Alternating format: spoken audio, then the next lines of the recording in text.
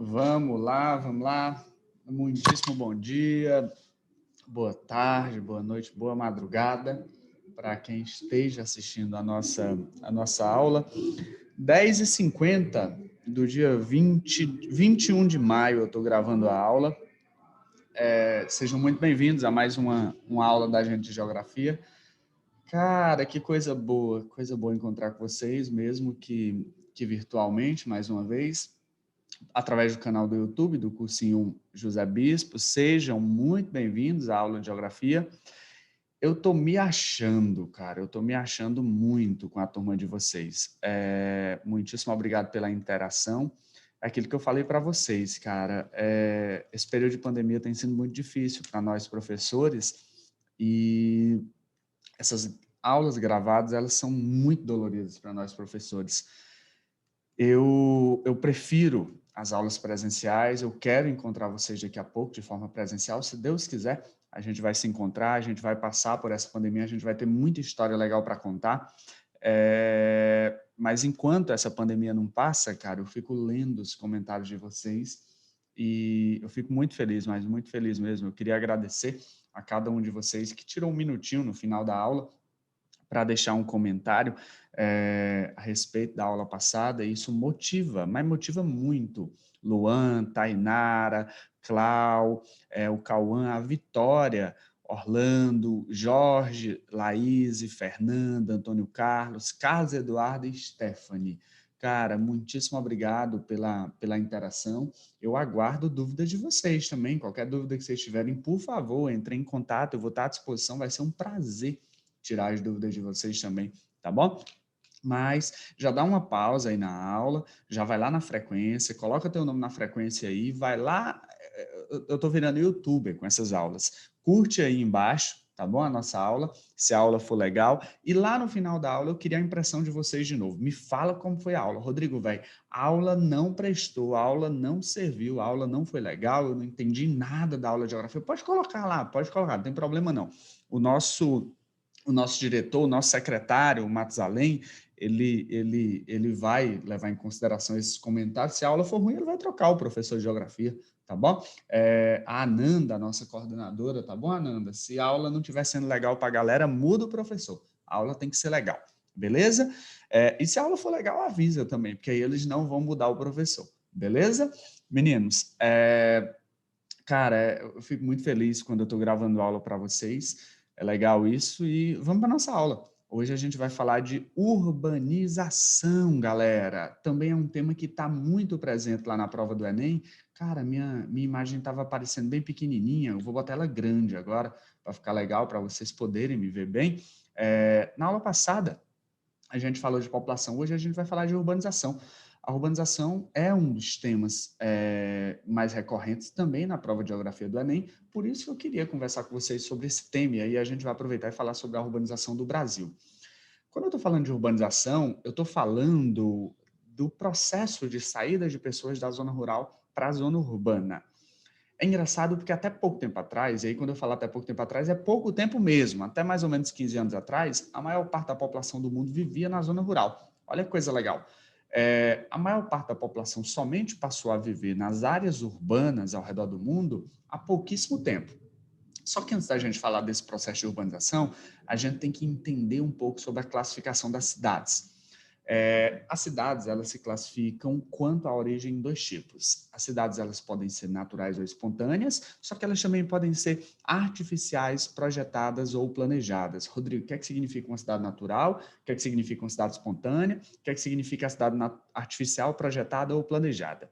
Galera, seguinte, a cidade natural ou espontânea são aquelas a maioria das cidades ao redor do mundo são naturais ou espontâneas. Como é que essas cidades surgem? Essas cidades, elas surgem naturalmente, espontaneamente, sem nenhum planejamento prévio. Olha para cá, imagina a cidade de Picos. A cidade de Picos, ela surgiu aqui do lado, na igrejinha.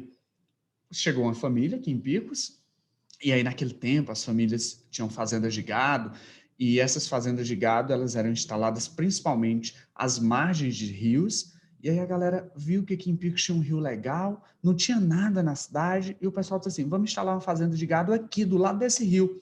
Pessoal, A igrejinha Sagrado Coração de Jesus. O pessoal chamava de Rua Velha. E aí a galera instalou uma fazenda de gado ali, naquela área. Só que aquela fazenda de gado, em pouco tempo, se transformou em uma vila, que em pouco tempo se transformou em uma cidade, e aí hoje a gente tem a cidade de Picos, que cresceu sem nenhum planejamento prévio. Olha que massa. A cidade foi crescendo, as casas foram sendo construídas aleatoriamente, sem planejamentos. Pessoal, olha para cá. Olha para a igrejinha, velho. A principal avenida da cidade é a Avenida Getúlio Vargas. A igrejinha que eu acabei de falar para vocês, Sagrado Coração de Jesus, ela fica no meio da avenida. A gente tem que fazer uma curva atrás dela. Não é assim? Isso aconteceu por quê? Isso aconteceu porque a nossa cidade cresceu sem nenhum planejamento prévio. A nossa cidade ela cresceu sem que houvesse um planejamento. E aí, por conta disso, a nossa cidade, assim como todas as outras cidades naturais ou espontâneas, são cidades que apresentam sérios problemas estruturais, apresentam grandes problemas estruturais. Pessoal, esses problemas estruturais são devidos principalmente por conta dessa ausência desse planejamento prévio. Vem cá, existem algumas ruas em Picos que elas começam bem largas, aí elas vão estreitando. Olha para ali, para aquela rua São José, aquela rua do antigo Banco do Bradesco, ali onde fica a Praça da OAB. Cara, ela começa bem larga, aí ela vai estreitando, vai estreitando, vai estreitando. Isso aconteceu por quê? Porque as casas foram sendo construídas sem que houvesse um planejamento e isso ocasionou esses problemas estruturais. Picos é uma cidade que tem grandes problemas com o trânsito. Vocês já prestaram atenção no trânsito de Picos meio-dia? Picos é uma cidade que tem grandes problemas quando chove. Cara, quando chove aqui na cidade, inunda a cidade inteira. Por quê? Porque a gente tem problemas estruturais. Problemas estruturais esses que decorreram da ausência de um planejamento prévio. Só que esses problemas estruturais não acontecem só na cidade de Picos. Em toda e qualquer cidade que não houve um planejamento, em toda e qualquer cidade natural ou espontânea, eu tenho esses sérios problemas estruturais. Tranquilo? Beleza. Galera, só que eu tenho um segundo tipo de cidade também, que a gente chama de cidades artificiais, cidades projetadas ou cidades planejadas. Quem são as cidades artificiais, projetadas ou planejadas? São aquelas cidades que antes de serem construídas, antes de se iniciar a construção da cidade, antes das pessoas ocuparem a cidade, existe um planejamento prévio. A galera senta, desenha a cidade, planeja como é que vai ser a cidade. Ó, aqui vai ser uma rua, aqui vai ser um bairro, aqui vai ser outro bairro. As ruas vão ter largura X. E aí, essas cidades planejadas, projetadas ou artificiais, em regra, elas apresentam menores problemas estruturais. Em regra, pessoal, elas têm uma maior organização estrutural. Organização essa porque houve um planejamento prévio em tais cidades. Tranquilo? Beleza? Volta aqui. Galera, o que acontece? Rodrigo, me dá um exemplo de uma cidade projetada ou planejada. Pessoal, Brasília. Cara, Brasília é linda. Brasília foi projetada, Brasília foi planejada. E essas cidades projetadas ou planejadas, elas têm menores problemas estruturais, exatamente porque houve um prévio planejamento, houve um prévio projeto de organização dessa cidade. A cidade de Palmas, a cidade de Belo Horizonte é uma cidade que foi planejada. Essas cidades que são projetadas ou planejadas, em regra, elas apresentam menores problemas estruturais. Tranquilo? Beleza. Galera, olha aqui, ó, eu trouxe dois exemplos. De um lado, eu tenho Salvador. Olha a construção, as construções aí. Isso é uma favela, isso é um aglomerado subnormal lá em Salvador. Cara, nem ruas tem, nem ruas tem, tá vendo?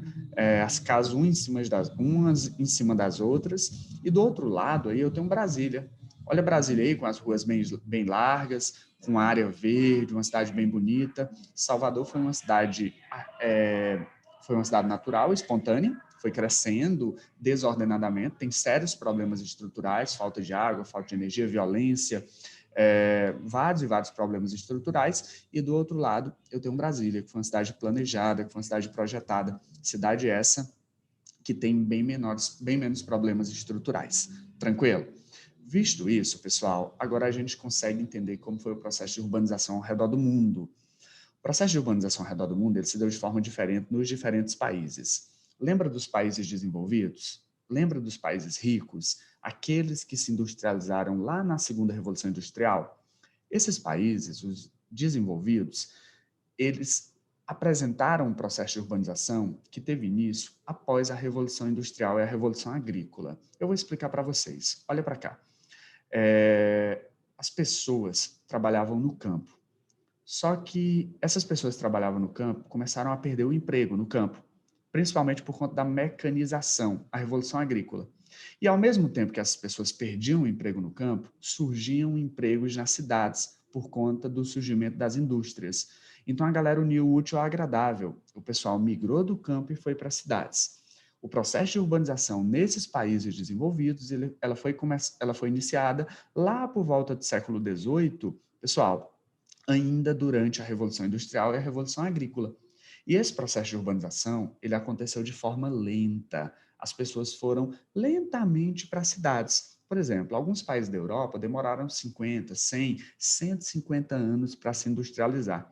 O que acontece? As cidades, elas foram se adaptando aos poucos. Porque assim, conforme ia aumentando a população, eu melhorava a estrutura da cidade. A população crescia aos poucos nas cidades e eu ia melhorando a infraestrutura dessas cidades. Foi um processo de urbanização lento e, em virtude dessa lentidão do processo de urbanização, pessoal, houve uma melhor organização dessas cidades. Tá entendido? Tá beleza? Olha para as cidades dos países desenvolvidos, por exemplo. Olha para a França, para a Alemanha, olha para a Inglaterra. Pessoal, essas cidades, apesar de serem cidades naturais, elas têm problemas estruturais bem menores, porque deu tempo às cidades se organizarem. Tranquilo? Já nos países subdesenvolvidos e emergentes, os países pobres, nesses países, o processo de urbanização ele somente foi intensificado a partir da Segunda Guerra Mundial, em especial a partir da segunda metade do século XX, a partir da década de 1950.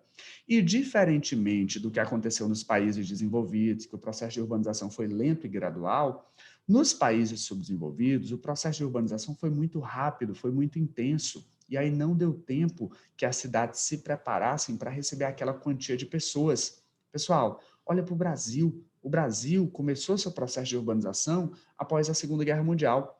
Em 1970, já tinha mais pessoas morando nas cidades do que no campo no Brasil. Foi muito rápido. Em 20 anos, o Brasil se urbanizou. As cidades não se prepararam para isso.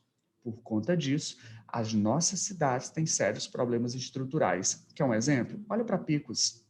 Pessoal, Picos falta água todo dia. Picos falta energia, velho, todo dia. Por que isso acontece?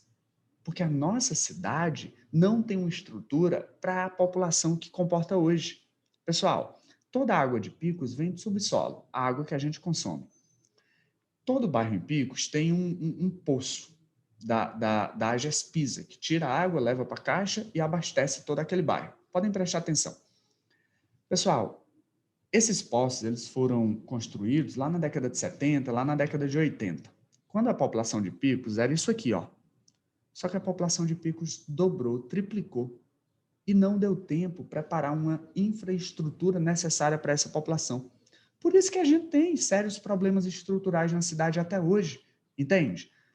O que eu quero que vocês entendam? Eu quero que vocês entendam que o processo de urbanização dos países desenvolvidos ele foi iniciado a partir da segunda Revolução Industrial e da Revolução Agrícola. Esse processo de urbanização ele se deu de forma lenta e de forma gradual, permitindo que as cidades se organizassem, apesar de serem cidades naturais, e tivessem uma melhor infraestrutura. Já nos países subdesenvolvidos e emergentes, o processo de urbanização aconteceu de forma muito rápida. E isso não deu tempo para que os países subdesenvolvidos e emergentes se organizassem, entende? Desculpa, para que as cidades dos países subdesenvolvidos e emergentes se organizassem. Por isso elas apresentam as piores condições de infraestrutura. Tranquilo? Pessoal, o Brasil, desde a década de 70, é considerado um país urbano. Só que tem que tomar cuidado.